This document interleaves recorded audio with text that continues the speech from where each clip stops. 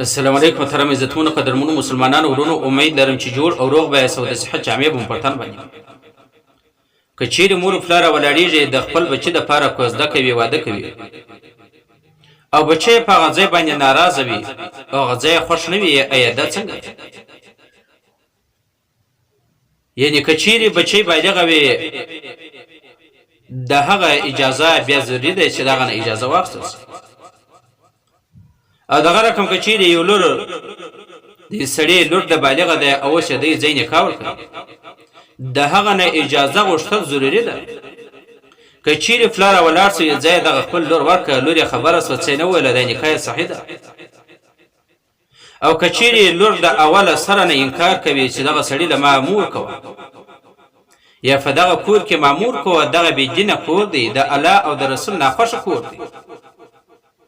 بیا دغه زنانې ته حق حاصل دی چې دغه نکاح رد کړي ځکه نکاح چې صحیح کېږي د نارینه او د زنانه په اجازه سره منعقد کېږي که چیرې دغه خوښه نه وي او دغه نکاح باطله ده دا نه صحیح کېږي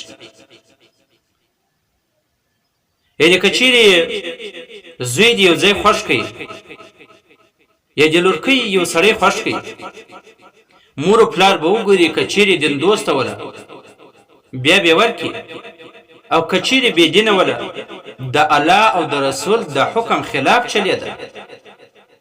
یعنې بې لمانځه وله بېدینه وله سودخواره وله رشوتخواره وله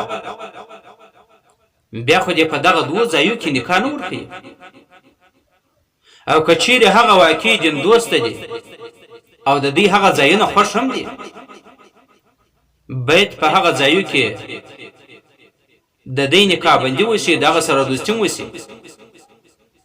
ځکه دا نکاح کول دا د یوې ورځې شی نه دی نه د میاشتې نه د کال شی دی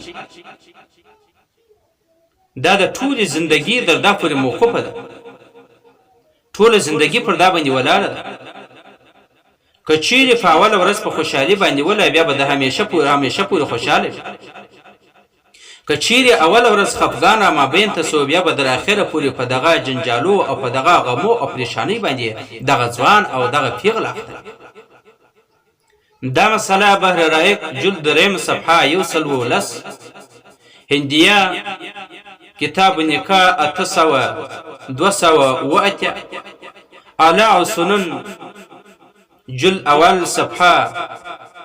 201